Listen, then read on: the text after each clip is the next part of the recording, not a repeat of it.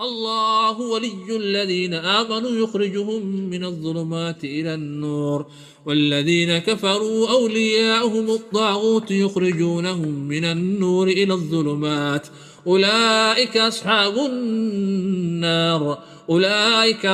النار هم فيها خالدون.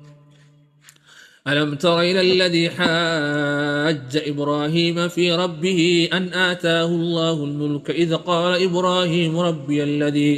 ربي الذي يحيي ويميت قال أنا أحيي وأميت قال إبراهيم فإن الله يأتي بالشمس من المشرق فات بها من المغرب فبهت الذي كفر والله لا يهدي القوم الظالمين. أو كالذي مر على قرية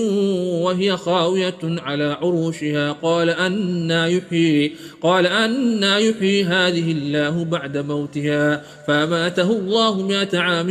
ثم بعثه قال كم لبثت قال لبثت يوما أو بعض يوم قال بل لبثت 100 عام فانظر إلى طعامك وشرابك لم يتسنه وانظر إلى حمارك ولنجعلك آية للناس وانظر إلى العذاب كيف ننشزها ثم نكسوها لحما فلما تبين له قال أعلم أن الله على كل شيء قدير. وإذ قال إبراهيم رب أرني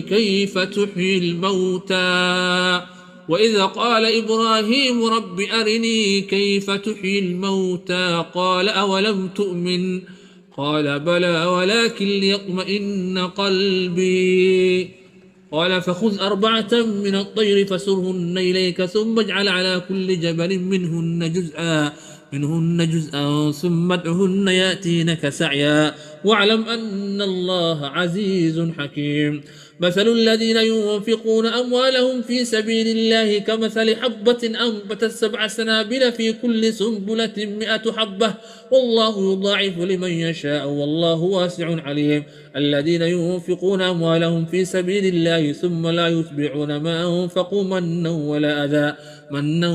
أذى لهم أجرهم عند ربهم ولا خوف عليهم ولا هم يحزنون. قول معروف ومغفرة خير من صدقة يتبعها أذى والله غني حميد والله غني حليم. يا أيها الذين آمنوا لا تبطلوا صدقاتكم بالمن والأذى كالذي ينفق ماله رئاء الناس ولا يؤمن بالله واليوم الآخر فمثله كمثل صفوان عليه تراب فأصابه وابل فتركه سلدا لا يقدرون على شيء مما كسبوا والله لا يهدي القوم الكافرين. آمن